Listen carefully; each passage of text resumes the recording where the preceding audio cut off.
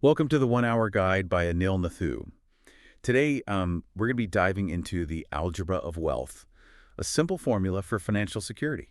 It's Yeah. a 1 hour guide by Scott Galloway. Right. You actually shared this with us. I did. And our mission is to really dig into the core principles Yeah. and actionable insights Galloway offers for building lasting financial stability. Mm. We're not just skimming the surface here. Yeah. We want to extract the meat, the most Good. important lessons and takeaways Yeah. that you can immediately apply to Right. your own life. Exactly. Galloway has this amazing way of breaking down these complex ideas, these kind of daunting financial concepts, into practical frameworks that anyone can grasp. He presents financial security in this 1 hour guide not as this intricate puzzle that only a select few can solve, but as the result of consistently applying these few fundamental principles, these core pillars. It's about building that bedrock, that solid foundation, not getting lost in all the bells and whistles. Okay, so let's unpack this a bit. You mentioned these core principles, and Galloway centers his whole approach around four of them. Can you give us a quick snapshot of what those are, the real essence of each? In a nutshell, the four pillars that he identifies, the four key ingredients, are Stoicism, focus, time, and diversification. And he argues that these aren't just nice-to-haves or optional extras, but the essential ingredients for anyone who's serious about achieving and maintaining financial security throughout their life. And these all work together, right? It's Okay. not like you just pick one. Exactly. They're all interconnected. They all reinforce each other in this kind of virtuous cycle. Interesting. Now, Stoicism, that's kind of an interesting starting point for a financial guide. When you hear Stoicism, you often think of ancient philosophers in robes, You're right. not necessarily someone managing their investment portfolio. Okay. So what's the core connection that Galloway is drawing here for us, for our financial lives? What's really fascinating is how Galloway takes this ancient philosophy of Stoicism and reframes it for the modern financial landscape. It's not about being emotionless or suppressing all feelings, but about cultivating discipline, about building a strong inner character, about having a clear sense of purpose. And these, he argues, are the fundamental groundwork for financial well-being. He emphasizes this idea that it's consistent, rational behavior driven by these stoic traits that trumps just fleeting market knowledge every time. So it's less about finding, the hot stock tip and Exactly. more about managing our own impulses and decisions. Precisely.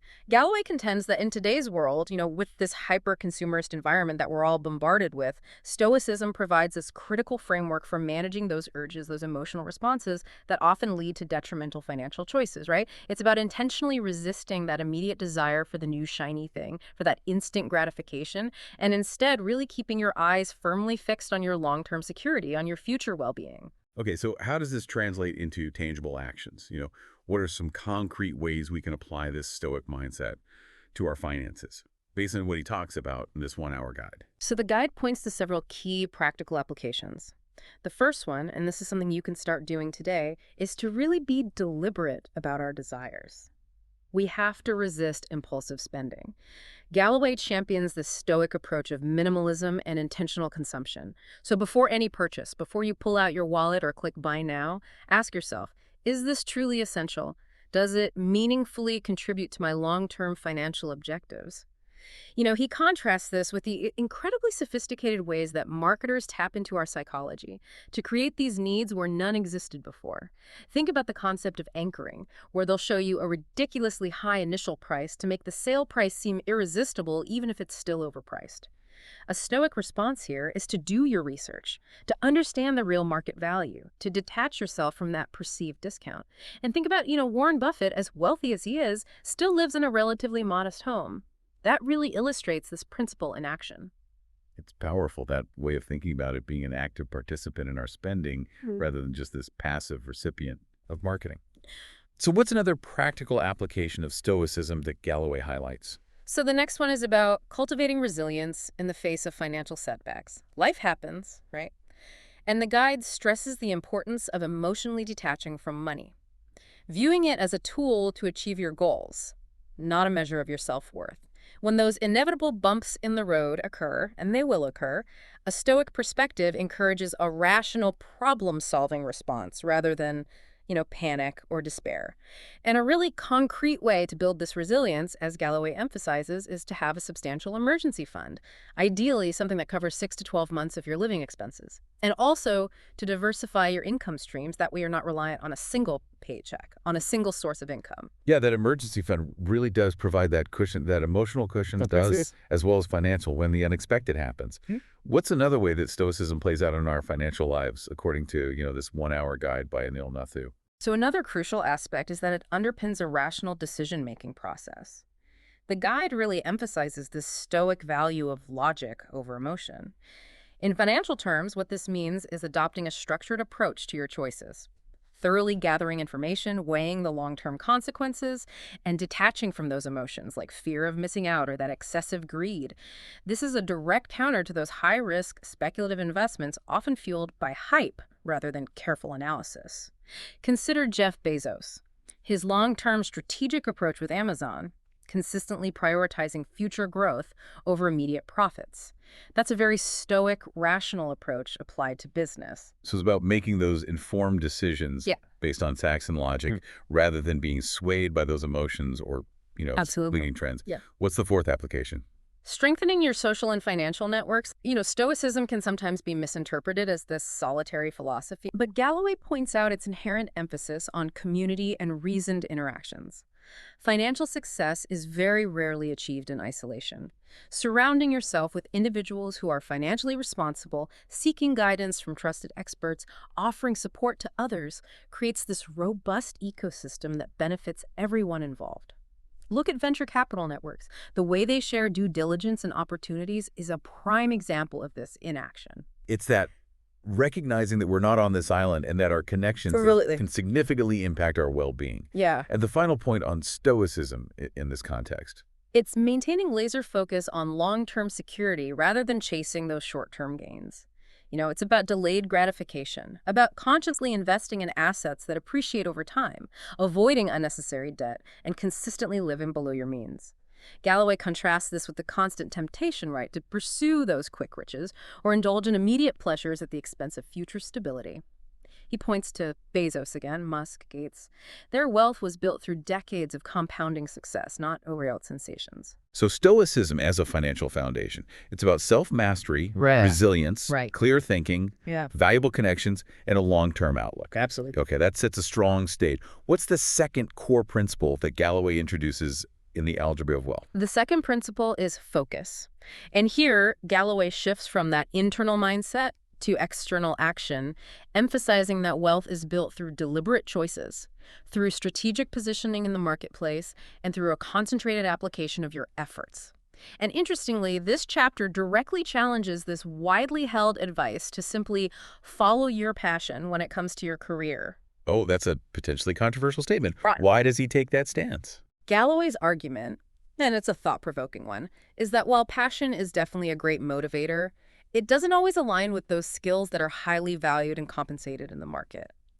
His argument is that focusing on developing skills that are in high demand is often a more direct path to financial security. And the idea is that passion can actually follow competence. As you become skilled and successful in a particular area, your enjoyment and passion for it can grow. So it's more about aligning with, market realities than just solely pursuing what feels good initially. In a purely financial context for your career, yes, at least in those initial stages. Galloway suggests thinking of your initial career not necessarily as your ultimate calling, but as your economic engine. Once that engine is running efficiently, providing you with stability and resources, then you have more freedom to pursue those passion projects on the side, or even make a career transition later if you choose. That's a really pragmatic way of looking at it. So how do we put this focus on skills into practical action in our careers? So the guide outlines several key steps. First, actively identify and then diligently develop a high-income skill. This requires analyzing those current market trends, projecting future demand, looking at sectors like technology, finance, healthcare, specialized consulting. Once you identify a promising area, commit to becoming exceptionally good at a specific skill within that field. Specialization often leads to higher earning potential and more career opportunities. So instead of spreading ourselves thin across many areas, really concentrate on one commercially valuable skill. What's the next practical application of this principle of focus? It's consciously prioritizing income potential over that initial, perhaps less marketable, passion. As we discussed, many passions simply don't translate into sustainable, high-paying careers. Galloway encourages a more strategic approach. Identify those fields with strong demand, with good compensation, and then cultivate your passion through the process of achieving mastery and success in that area. He often uses his own experience, the example of Jeff Bezos starting Amazon, because he saw the immense opportunity in e-commerce, not because he had a lifelong passion for selling books, as a compelling illustration of this. So it really challenges that traditional follow your It dreams does. career advice. What else does this one-hour guide say about focusing our careers for wealth building? It emphasizes making informed decisions about your career path with a long-term view towards maximizing earnings. This involves considering not just the specific job role, but the overall demand for that profession, the geographic locations where those opportunities are, and the potential for scalability. Can this career lead to promotions, entrepreneurial ventures, other income streams down the line? Fields like medicine, certain areas of technology, law, and finance are often cited as historically high potential areas. So being strategic about the industry, about the trajectory of those roles that we pursue, Right. crucial for Yeah. that long-term growth. Yes. What about actively working to optimize our career decisions for that growth? So that involves several proactive steps. Negotiating assertively for raises and promotions is essential.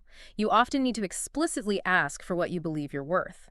Seeking employment in high-growth industries naturally provides more avenues for advancement.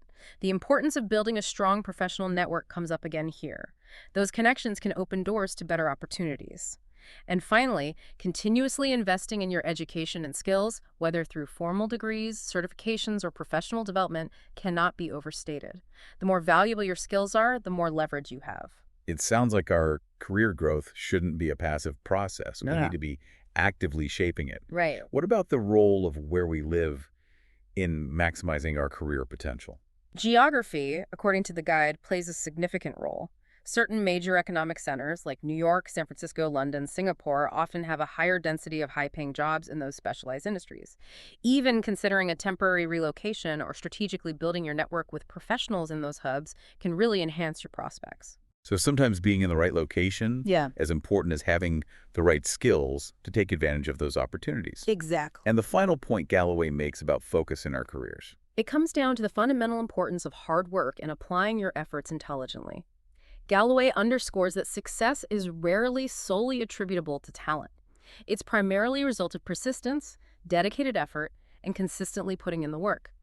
This includes a commitment to continuous self-improvement, setting ambitious goals, and strategically prioritizing those high-value tasks, while finding ways to automate or delegate lower-value activities for maximum efficiency. So focus is about strategically selecting a skill in high demand, prioritizing income potential, making informed decisions, continuously striving for growth through skill development, and ultimately putting in the sustained hard work to excel.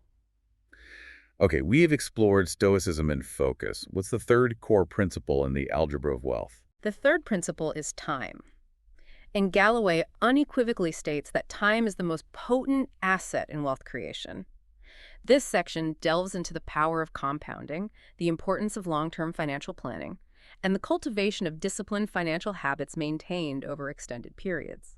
He emphasizes that time is finite, and harnessing its potential early on is absolutely crucial for maximizing your long-term wealth accumulation. Compounding is often referred to as the eighth wonder of the world. Right. And it definitely requires that element of time It does. to demonstrate its power. Absolutely. Can you elaborate on why it's so fundamental in the context of building wealth? Absolutely. Compounding is this process where the earnings generated from your initial investments themselves begin to generate further earnings. It creates the snowball effect. The earlier you start investing, the more time your money has to grow exponentially as those returns are reinvested and continue to earn returns. And that reinvesting is key to accelerating this process and allowing time to truly work its magic. So even, relatively small amounts invested early in life can grow into substantial sums They can. over the long run, purely due to that multiplicative effect. Exactly. So what's the key takeaway Galloway offers regarding time and investing? The most critical takeaway is to actively resist the common tendency to delay investing. A lot of people think they need a large initial sum or a perfectly formulated financial plan before they can start. However, Galloway argues that the cost of procrastination, even for a few years, can be surprisingly significant due to that lost opportunity for compounding returns to accrue. His advice is clear. Begin investing as early as you possibly can, even if it's a modest amount initially. Automate your contributions to ensure consistency. Avoid lifestyle inflation. Whenever you get a raise or a bonus, direct a significant portion towards investments rather than upgrading your spending habits immediately. It makes sense, right? Yeah. It's about establishing the habit of investing early and consistently, rather than trying to, time the market perfectly or waiting for some ideal future moment. What else does Galloway emphasize about using time effectively to build wealth? He stresses the importance of strategically allocating both your time and your money toward those high-return activities. So this includes focusing on building a career with strong earning potential, continuously developing those valuable skills, and making informed investment choices that prioritize long-term growth. It also involves identifying and eliminating those time-wasting habits that don't contribute to your financial well-being. Setting those clear long-term financial goals with a well-defined roadmap is also essential to ensure that your time and money are working in concert toward those objectives over the long haul. So it's not just about, passively saving and investing. It's about actively using our time to enhance our earning capacity Absolutely. and make the most of those opportunities over time. Yes. What about those inevitable uncertainties and risks Right. that come with the passage of time? How does time factor into managing those? While time is a powerful ally in wealth creation, it also introduces uncertainty. That's why proactively managing risk and protecting against unforeseen events is crucial. That emergency fund we talked about, covering 6 to 12 months of living expenses, provides that safety net to avoid derailing your investments in case of unexpected expenses or job loss. Diversifying your income streams reduces vulnerability to any single shock. And insurance, health, disability, life, property protects your wealth from those potentially catastrophic events. So having that time buffer, that emergency fund, and Right. those protective measures in place allows us to weather potential financial storms Absolutely. without jeopardizing those long-term goals. Yeah. What about optimizing our investments specifically for that long-term growth we're aiming for? That primarily involves investing in appreciating assets, stocks, real estate, businesses. Rather than holding cash or keeping your money in low-yield savings accounts, maintaining a well-diversified investment portfolio across different asset classes is also key to mitigating risk. And again, resisting the temptation to try and time the market or make impulsive decisions based on emotions is crucial. It's about adopting that long-term perspective and focusing on those overall trends rather than getting caught up in day-to-day market noise. Exactly. And the final point Galloway makes about time in building wealth. It's about diligently planning for your future financial security. This involves calculating your freedom number, which is the total amount of investment assets you need, so the passive income generated from those assets can cover your living expenses. A common rule of thumb is to take your annual expenses and multiply them by 25. It also means actively minimizing expenses and debt throughout your life, and even considering creating a succession plan to ensure your financial well-being extends beyond your lifetime. So, time is about starting early, being consistent, strategically allocating our time and money, proactively managing risk, investing wisely in those appreciating assets, and diligently planning for financial freedom. Okay, we've reached the fourth and final principle, diversification. Exactly. And diversification, according to Galloway in this 1-hour guide by Anil Nathu, is fundamentally about protecting and growing your wealth through smart decisions. It's about strategically spreading your capital across a variety of different asset classes to reduce your overall risk.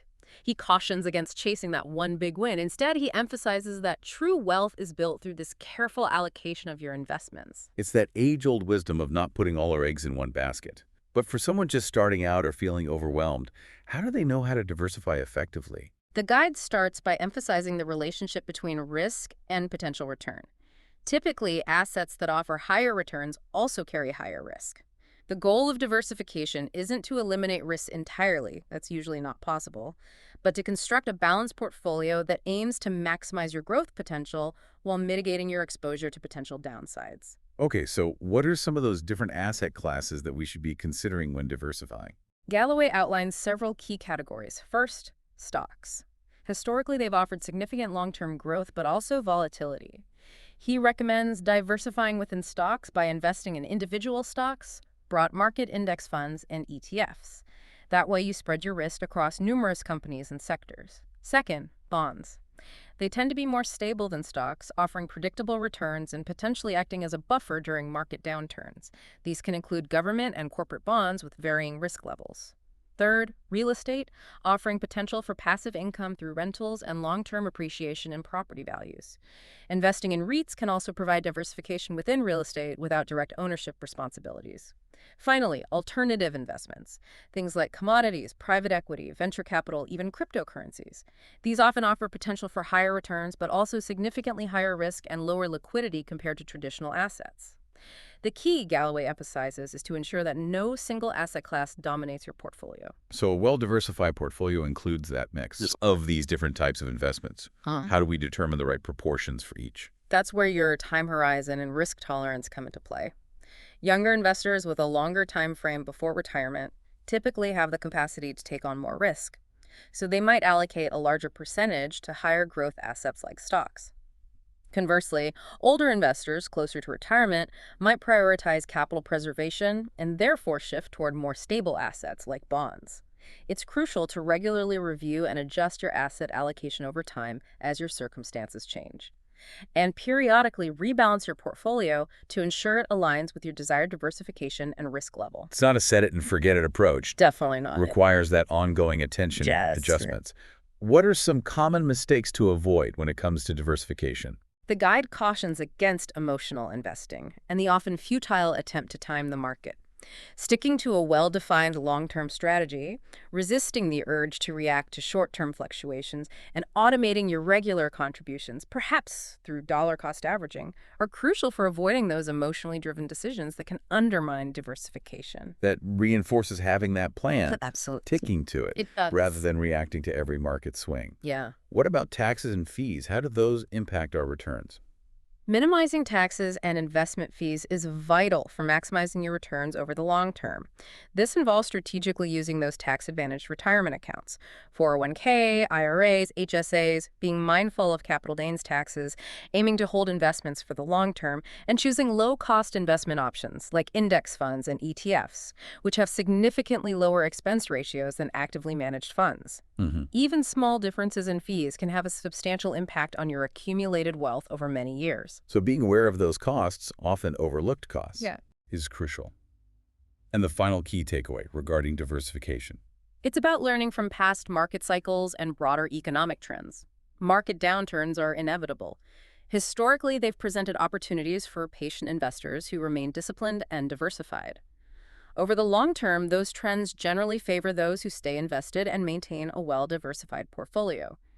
Additionally, considering global economic diversification by investing in international markets can also be crucial for reducing your portfolio's exposure to any single country's performance. So diversification is about understanding the relationship between risk and return, spreading our investments across different asset classes, avoiding those emotionally driven decisions, minimizing costs, and learning from past market behavior and trends. It really is. It's a cornerstone of long-term financial security. And as Galloway effectively outlines in the Algebra of Wealth, these four core principles, Stoicism, focus, time, and diversification, aren't isolated concepts. They're interconnected elements that, when consistently applied, form a robust framework for financial well-being. Couldn't have said it better myself. And this one-hour guide by Anil Nathu really distills these crucial takeaways into an accessible and actionable format, reminding us that building financial security is less about luck or secret formulas, and more about consistently applying these fundamental principles. Absolutely. And by focusing on these core tenets, as highlighted in the one-hour guide by Anil Nathu, anyone can significantly improve their chances of achieving their financial goals. Thank you for joining us today. Buy the book at the One Hour Guide website for more business insights.